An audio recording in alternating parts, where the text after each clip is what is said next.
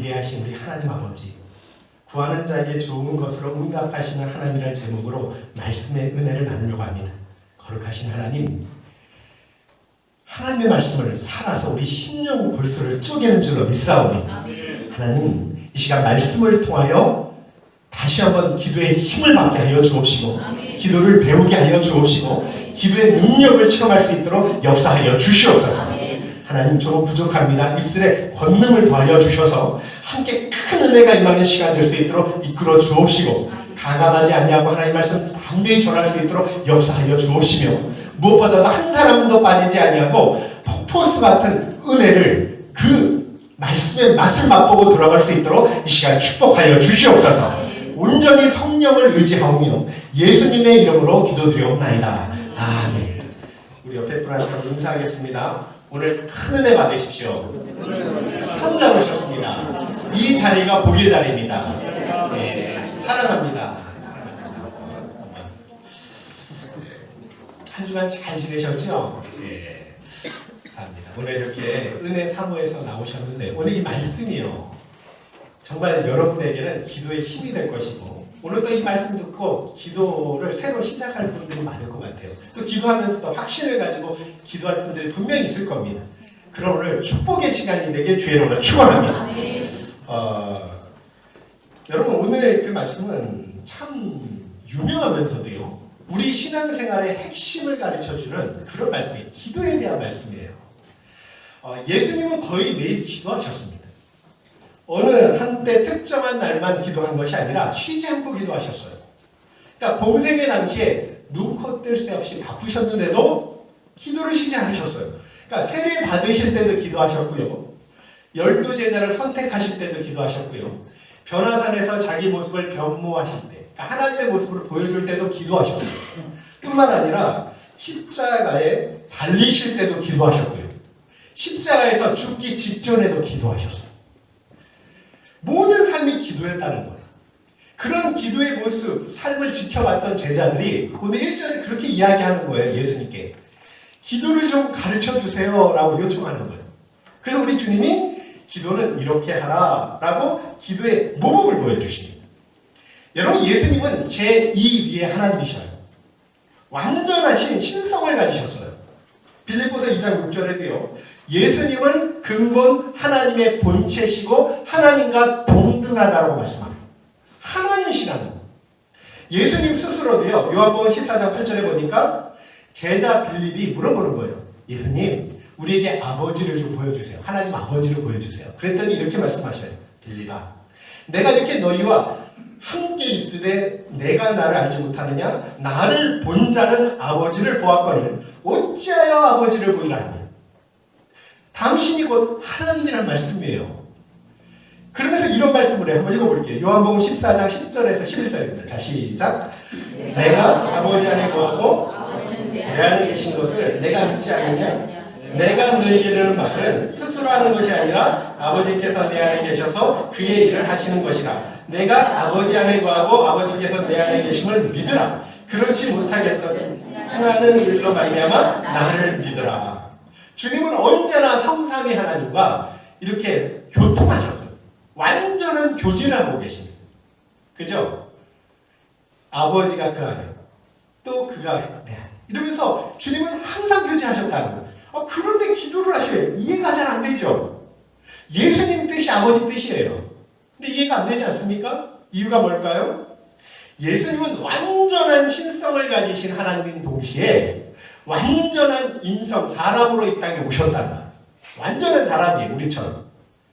그래서 그러나 죄는 없지만 사람이기 때문에 기도하셨다. 사람이기 때문에 기도를 해야 성령의 능력으로 모든 유혹과 고난들을 극복해 나갈 수 있다는 걸 보여주기 위해서 기도하셨다는 거예요. 그러니까 예수님의 기도는요, 너희도 이렇게 기도해라 라는 걸 모범을 보여주시는 이야기예요. 우리 한번, 주님이 기도했다면 우리가 어떻게 더 기도해야 될까? 2절 한번 읽어볼게요. 2절 한번 보세요. 자, 시작. 예수께서 이르시되 너희는 기도할 때 일어나라. 아버지가 우리 믿고 여기를 이루시며 나라의 망치. 자, 이렇게 해라. 이렇게 기도해라. 번역된 레게테를 보니까 지속적으로 소리내어 말하라 이런 말이에요. 주기도문처럼요. 어떤 주문 외우듯이 반복하며 암송하라는 그런 말이 아니라요. 주기도문의 내용과 정신으로 기도하는 거예요. 입을 벌려 기도할 때마다 소리내어 주님께서 가르쳐 주신 기도의 내용과 정신으로 기도해라 이런 뜻입니다. 이게 그런 말이에요. 주기도문에서 가장 중요한 게 뭐냐면 우리가 누구에게 기도하는지를 분명히 알아야 된다. 여러분 우리가 누구에게 기도합니까? 자, 가끔 그걸 잊어버릴 때가 많아요. 저와 여러분이 기도하면서 누구에게 기도합니까? 누구에게 기도합니까? 네? 아니 우리 주님이 가르쳐 주잖아요. 다 기도는 누구한테 하는 거예요? 하늘에 계신 너희 아버지께 기도하라는 거예요. 아버지께 하는 겁니다. 이걸 잊어버려요 사람들이. 아버지께 하는 거예요. 기도할 때마다 아버지 부르라는 거예요. 여러분 기도 받으실 분이요 하나님 아버지가 되신다는 거예요. 원어로 파테르예요. 아랍어로는 아빠 이렇게 돼요. 아빠. 우리나라 말과 비슷하지. 우리는 아빠잖아요. 아빠요. 아랍어로. 지금도 이스라엘에 가면요 대중교통 이용할 때 쉽게 듣는 말이 아빠예요. 아이들이요 친숙하게 아버지를 부를 때 아빠 불러요. 여러분 지금 그렇게 기도하라는 거예요. 이건 구약시대에 상상도 못할 일이에요. 지존하신 하나님, 너무나 위험 있으신 위대하신 하나님을 어떻게 감히 아빠라고 부릅니까? 이건 당시 혁명과도 같은 시도라는 거예요. 이스라엘 백성들은요 10계명 중에 제3계명을 철저히 지켜나갔습니다. 너는 너의 하나님 여호와의 이름을 망령되게 부르지 마라. 하나님을 그래서 이름을 부르지도 않고 쓰지도 않아요. 그들은. 그러니까 하나님이라는 호칭이 딱 나오잖아요. 그럼 못 불러요. 두려워서. 그리고 쓰지도 못합니다. 그럼 뭐라고 하냐면 아도나이 첫짝 이렇게 떼가지고요 주라고 불러요. 주. 그런데 지금 예수님이요 하나님을 뭐라고 불러요? 아빠라고. 얼마나 황송한 일입니까? 다 예수님 때문에 받은 은혜라는. 이제 주기도문을 제가 간단히 살펴볼게요. 자, 주기도문 보니까 주님이 가장 먼저 뭘 위해서 기도하라 그러죠? 우리의 필요보다 하나님의 영광을 위해서 기도하라는 거예요. 그 첫 번째가 아버지여 이름이 거룩히 여김을 받으시오. 이거는요 하나님께서는 존경을 받으셔야 됩니다 이런 뜻이에요. 하나님은 영광을 받으셔야 됩니다 이런 믿음입니다. 지금도 주님은 많은 사람들에게 정말 심지어 교회들에 의해서 그 이름이 짓밟혀지고 있습니다. 많은 사람들이 하나님의 영광을 가리고요 하나님의 이름을 모독하고 있습니다. 우리를 통해 우리 교회를 통해 사람들이 범죄하지 않고 하나님만 경배하고 예배할 수 있도록 은혜를 베풀어 달라는 기도가 지금 무슨 기도예요? 아버지여 이름이 거룩히 여김을 받게 하옵시고 이 기도라는 거예요. 여러분 정말 저와 여러분의 삶을 통해서 우리 교회를 통해서요 하나님의 영광이 드러나기를 주의 이름으로 축복합니다. 정말 그랬으면 좋겠어요. 많은 그리스도인들을 통해서 지금도 예수님의 이름이 짓밟혀지고 있다. 누구 때문에 사람들이 교회를 떠나냐면 예수 믿는 사람 때문에. 그리고요 두 번째 기도가 뭐냐면 나라가 임하옵시며 하나님의 나라가 속히 완성되게 해달라는 기도예요. 이거는 주님의 다스림 통치가 이루어지게 해달라는 기도인데요. 주님 빨리 재림하셔서 완전한 주권적인 주님의 나라가 이루어지게 해주세요. 이런 기도이면서 더 나아가서 예수 믿는 사람이 많아져서 그만큼 그들이 하나님의 다스림을 받게 해주세요. 이런 기도입니다. 그래서 먼저 기도해야 될 게 하나님의 영광인데요. 첫 번째는 우리를 통해 하나님께서 영광을 받으시고 하나님 나라가 확장되게 해달라고 기도하라는. 그리고 이제 두 번째 우리의 필요를 위한 기도를 가르쳐 주시죠. 자, 그러면 우리의 필요는 뭐냐? 예수님의 관심이요 하늘에서 땅으로 내려왔어요. 우리의 필요 첫 번째 일용할 양식을 위해 기도하래요. 여러분 일용할 양식을 위해 먼저 그의 나라 의를 구해야 되지만 반드시 매일 일용할 양식을 위해서도 기도해야 해요. 일용할 양식이 뭐냐면요 하루 생활에 필요한 지혜, 건강, 관계, 양식 다 들어갑니다. 성도의 삶이 뭐냐면 매일 매 순간 하나님을 의지하는 삶입니다. 그래서 매일의 일용할 양식을 위해 기도해야 된다는 거예요. 오늘 받은 은혜로 내일을 살 수 없다는 말씀이에요. 가끔 성도님들 가운데 일용할 양식이 아니라 평생 먹을 양식을 구하는 분이 있어요. 평생 먹을 거를 주세요. 그리고 또 기도가 응답되지 않는다고 막 불평을 해요. 그건 기도가 응답되지 않은 것이 아니라 기도가 하나님 뜻에 어긋나서 그런 거예요. 잘못된 거죠. 여러분, 하나님은 전능하셔요. 구하는 자에게 얼마든지 그 이상으로 주실 수 있습니다. 그럼에도 날마다 필요한 양식만 구하라 그랬어요. 이유가 뭐예요? 우리가 너무 많은 것을 한꺼번에 받아 누리면 이게 교만해져서 하나님을 잊고 떠날까 염려해서 그래요. 실제 이스라엘 백성은 그랬어요. 가나안 땅에 들어와서 배가 부르니까 하나님을 다 잊어버린 거예요. 그렇게 될까봐 매 순간 하나님만 의지하며 살아가기 위해서 우리의 영적 유익을 위해서 일용할 양식을 구하라. 그러니까 일용할 양식을 구한다는 건 매일 매 순간 저는 하나님을 의지합니다 이런 뜻이에요. 그리고 이제 죄에 대한 용서인데 우리 4절 한번 읽어볼게요. 자, 시작. 우리가 모든 사람을 용서하니 우리의 죄도 하여 주옵시고 우리를 굉장히 무서운 기도예요.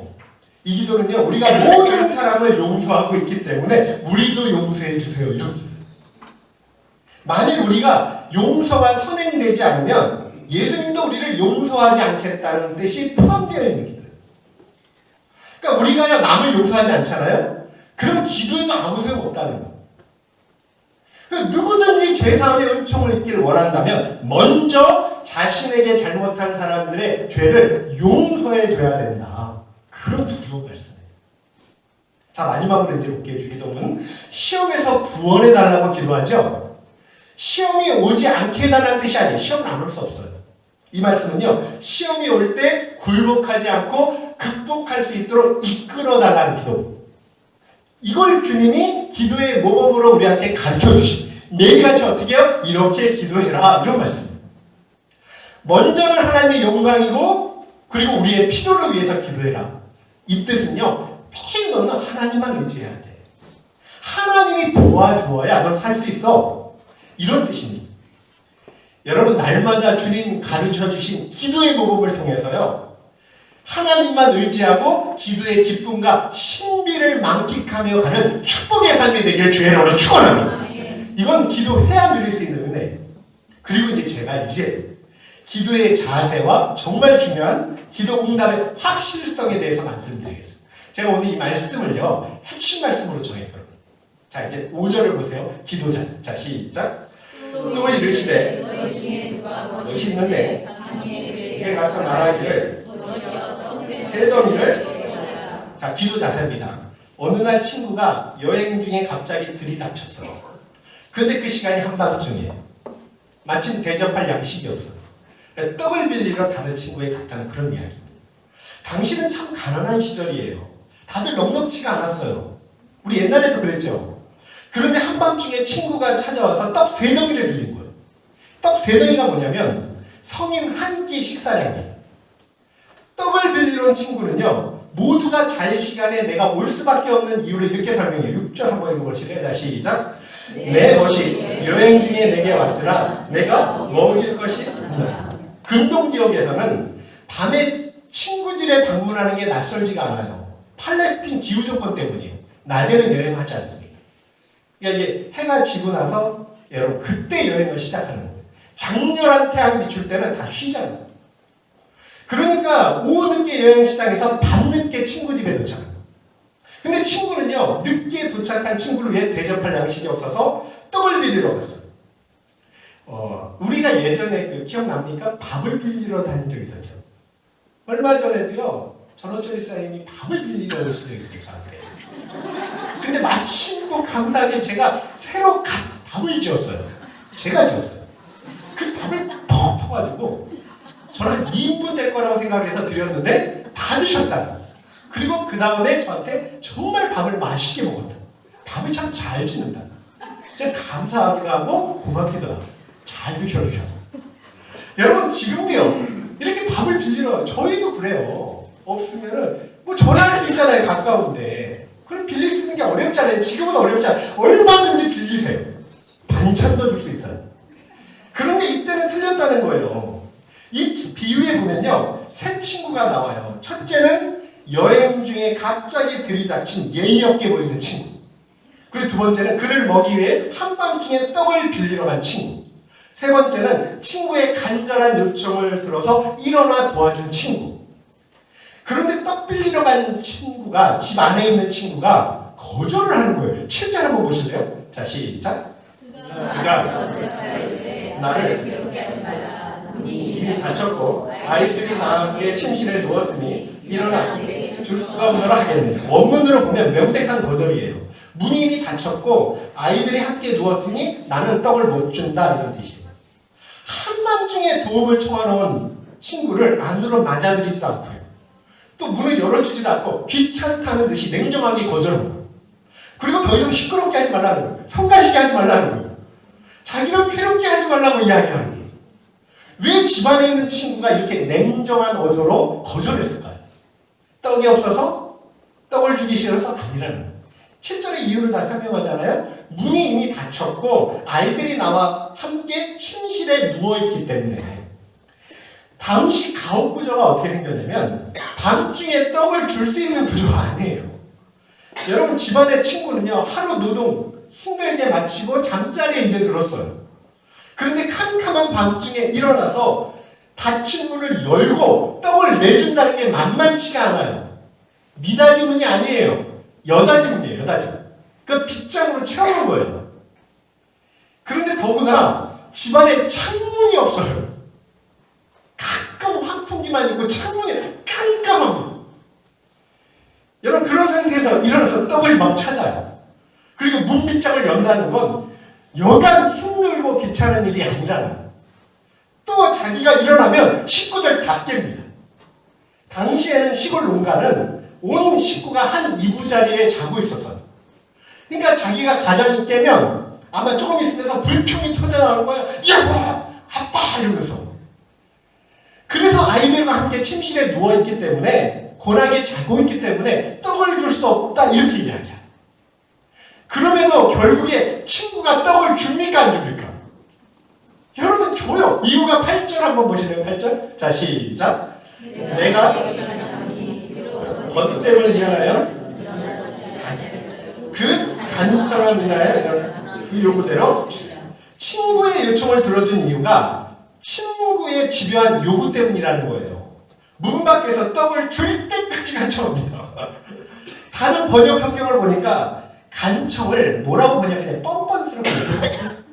그러니까 부끄러움이 없다는 뜻이에요. 떡을 얻기 위해서 수단 방법 가리지 않는 오직 목적을 하나요. 떡을 얻는 거예요. 떡을. 그러니까 이 집안에 있는 친구는요, 벗됨을 인하여 친구 때문에 준 게 아니에요.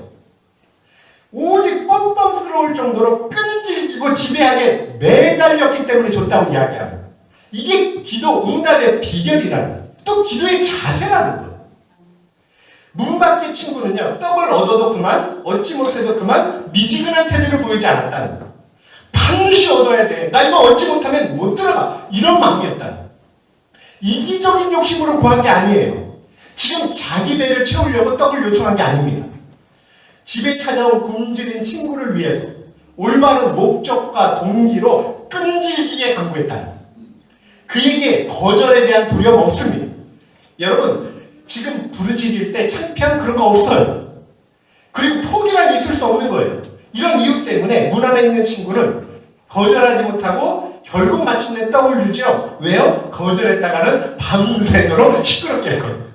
어떻게 잠을 잡니까? 이랬어요. 동네 사람 창피해서 들어줬다는 거예요. 주석가 모리스가 이런 말을 해요. 이 말씀에 대해서 우정으로도 해결할 수 없는 어려운 일을 부끄러움 모르는 간청으로 해결했다. 누가복음 18장 7절에도요. 불의한 재판관 위에서 이렇게 말합니다. 한번 읽어보세요. 자, 시작. 하물며 택하신 자들의 원한을 풀어주시지 저희에게. 근데 절대 오해하지 마세요. 우리 하나님은 집안의 친구처럼 요구를 귀찮아하시는 분이 아니에요. 떡이 없으신 분도 아니에요. 능력 없으신 분 아니에요. 다만 주님께서 기도의 자세와 방법을 강조해서 설명하는 거예요. 세상이치도 그렇다.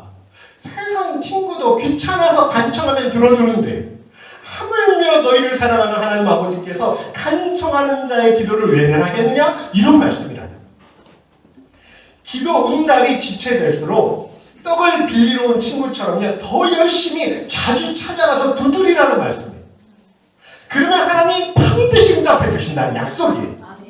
실제 1000마디의 교훈보다 한 번 기도하는 믿음의 행동이 더 힘이 있다.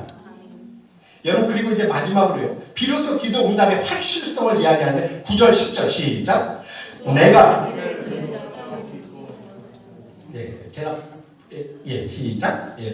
또 자기를 그렇다고 믿고 다른 사람을 멸시하는 자들에게 이 비유로 말씀하시되 두 사람이 기도하러 성전에 올라가니 하나는 바리새인이요 아니요, 제가 누가복음 11장 9절 10절인데 성경 보세요. 성경 누가복음 11장 9절 10절이요. 자 시작. 내가 또 너에게 이르노니 구하라 그러면 너에게 주실 것이요 찾으라 그러면 찾아낼 것이요 문을 두드리라 그러면 너에게 열릴 것이니 구하는 이마다 받을 것이요 찾는 이는 찾아낼 것이요 두드리는 이에게는 열릴 것이니라. 여기 구하라 그러잖아요, 그죠? 아이페이테 아랫사람이 윗사람한테 공손히 청할 때 쓰는 단어예요. 여러분, 하나님께 구할 때는요 친구처럼 가면 안 돼요.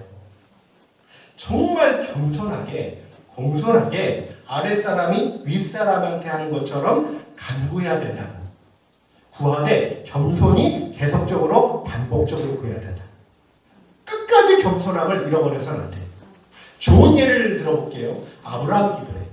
아브라함이 소돔과 고모라를 위해서 중보 기도할 때 6번이나 질문을 하면서 간청을 하잖아요. 그런데 질문하면서 예의를 잃어본 적 있습니까? 없어요. 아브라함이 이렇게 기도해요. 택배와 같은 나라도 감히 구하나이다. 그 다음은요, 내 주여 노하지 마옵시고 말씀하게 하옵소서. 주는 노하지 마옵소서 내가 이번만 더 말씀하리이다. 이렇게 기도해야 된다는 거예요. 여러분, 겸손함으로 간청하면 하나님은 너희의 기도에 반드시 응답해 주신다고 약속을 주는 말씀이다. 구하라 그러면 너에게 주실 것이요 찾으라 찾을 것이요 문을 두드리라 그러면 너에게 열릴 것이니, 여기 열릴 것이라는 단어가요 아노이게 세탄 직설형 미래법. 무슨 말이냐면 멀지 않은 장래에 반드시 열릴 거다. 틀림없이 응답해 주실 거다.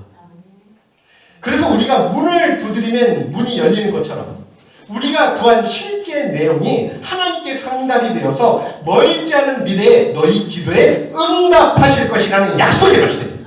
얼마나 귀한 말씀이에요. 예레미야 29장 13절에도 이런 말씀을 해요. 너희가 전심으로 나를 찾고 찾으면 만나리라 약속을 주셨어요. 더 구체적으로요, 기도 응답의 확실성을 말씀드립니다. 11절과 12절. 자, 오늘 11장 11절과 12절 시작. 너희 중에 아버지 된 자로서 누가 생선 대신에 뱀을 주며 알을 달라 하는데 전가를 주겠느냐. 자, 세상 아버지 된 자로서 누가 아들이 생선을 달라 하는데 뱀을 줄게. 생선과 뱀은요 모양이 비슷해요. 언제 비슷하냐면 당시 이방인들은 뱀, 특히 물뱀을 식용으로 먹었어요. 우리나라 사람도 뱀을 먹잖아요. 그래서 이런 우스운 이야기가 있어요. 만약 한국 사람이 아담이었다면 뱀의 꼬임에 절대 넘어가지 않았을 것이다. 꼬임 넘어가기 전에 잡아먹었다는 뜻이죠. 여러분, 이걸 잡아먹으면 요리하면 생선과 뱀이 굉장히 비슷하게 보여요. 유대인들은 뱀을 부정한 것으로 여기기 때문에 절대 먹지 않습니다. 따라서 생선 달라 하는 아들에게 뱀을 줄 아비는 없다는 뜻이에요. 또 누가 달걀을 달라 하는데 전갈을 주겠느냐. 알과 전갈도 마찬가지예요. 알은 유대 대표 음식 삶은 달걀을 이야기해요. 그리고 전갈은 맹독성 동물이죠. 꼬리를 가지고요 상대를 찔러가지고 무감각하게 만드는 거예요. 그래서 전갈은 성경에 보면 악하고 위험한 것으로 다 묘사되어 있어요. 이 전갈이 몸을 부풀리면 뭐가 돼요? 뭐랑 비슷해요? 네, 알이랑 굉장히 비슷하다는 거예요. 하나님은 기도하는 자에게 생선 대신 뱀을 주는 속임수도 쓰지 아니하시고 달걀 대신 해가 되는 전갈을 주는 공경에 빠뜨리지도 절대 않으신다는 그런 말씀이다. 우리가 기도할 때 상황은 더 악해지지 않는다는 말씀.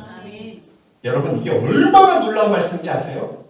기도하는 모든 일은 그 어떤 경우에도 상황이 더 어렵게 되거나 그때보다 더 나빠지지 않습니다. 하나님은 결코 기도하는 자의 상황을 나쁜 쪽으로 몰아가지 않습니다. 우리가 어떤 문제에 간구하는데 상황이 지금보다 더 어렵게 됐다? 그런 일 없게 된다는 거예요. 하나님은 속임수를 쓰시지 않습니다. 오직 구하는 자에게 좋은 것만, 유익한 것만 주시는 줄로 믿습니다. 그것이 설사 내 눈에 볼 때는 안 좋은 일이 할지라도 우리한테 유익하기 때문에 주신다. 마태복음 7장 11절은 너무나 귀한 축복입니다. 시작. 너희가 자식에게 줄 줄 알거든 구하는 자에게. 제가 이거 한 주간 이 말씀 암송하면서 정말 은혜 가운데 보냈어요. 그러니까 구하는 자에게 좋은 것으로 주시지 않겠네. 여기 악한 자가 누구냐면 이게 도둑놈 이런 사람 얘기하는 게 아니라 우리를 얘기해요. 우리 예수 믿기 전에 다 멸망받을 죄인들이었잖아요. 그런데 우리 악한 자라 할지라도 자식한테는 좋은 것 주기를 원한다는 뜻이에요. 우리는 예수 그리스도의 피를 믿어 그죠? 구원을 얻었죠. 이미 하나님 자녀가 되었지 않습니까? 그런 우리일지라도 여러분 저도요 자식한테 좋은 것만 주기를 원해요. 하물며 아버지께서 생선을 달라는데 뱀을 주고요. 알을 달라는데 정갈을 주겠느냐? 그런 부모는 세상도 없지만 하물며 하나님께서 그렇게 해주시겠느냐? 이런 말씀이라. 여러분 기도하는 자에게는 좋은 것만 주시는 줄로 믿습니다. 틀림없어요. 기도하는 순간부터 상황이 그때보다 더 나빠지지 않습니다. 더 좋은 것, 유익한 것만 주시면 주셨지 나쁜 걸 허락하지 않아요. 그래서 13절에 이렇게 말합니다. 시작. 13절 시작. 너희가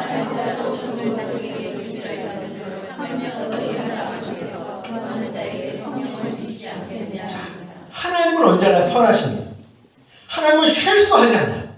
전능하십니다. 하나님께서 우리에게 주실 수 있는 최고의 선물이 뭘까요? 성령님이에요. 성령님은 하나님 자신이에요.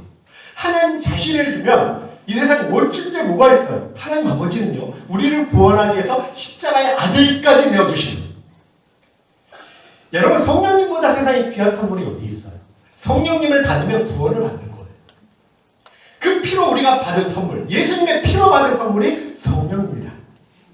그래서 믿음으로 간구하는 모든 자들에게는 언제나 최고의 선물을 주시고 가장 좋은 것으로 응답하신다는 약속의 말씀입니다. 여러분 신앙이 뭐냐면 신앙은 지식이 아니에요. 공부 많이 했다고 성경 많이 한다고 신앙이 아닙니다. 신앙은요 학문이 아니에요. 신앙은 유행도 아닙니다. 전통도 아닙니다. 신앙은요 자신과 하나님과의 관계라고. 그 관계에서 제일 중요한 건 신뢰입니다. 무슨 신뢰? 하나님의 말씀에 대한 신뢰라는 거예요. 날마다 믿음과 소망을 잃지 않고요. 끝까지 겸손함으로 간청해서 항상 좋은 것으로 응답받는 놀라운 은혜를 체험하길 주의 이름으로 축원합니다. 하나님은 언제나 좋은 것으로 역사하시도록 약속을 주셨습니다. 저는 오늘 여러분에게 권면합니다. 오늘부터 기도한 모든 일들은 절대 나빠지지 않습니다. 그건 하나님의 약속의 말씀입니다. 그리고 기도할 때 믿음으로 구하시기 바랍니다. 너희가요 기도할 때는요 받을 줄로 믿고 구하라 그러잖아요. 그럼 들어준다는 거 아니에요. 하나님의 약속이에요. 좋은 것만 주신다고 약속을 주셨어요. 구하는 자에게는 제가 이 말씀 참 많이 묵상했어요. 그죠? 고난 중에요 구하는 자에게 좋은 걸 주셔. 더 나빠지지 않아. 최고로 주셔. 왜 성령을 주시지 않겠느냐. 이 말씀을 꽉 붙들고요 믿음으로 승리하길 주의로 축복합니다. 여러분 오늘도요 말씀 붙들고 기도하기 원합니다. 우리 같이 찬양하고 기도하기 원합니다.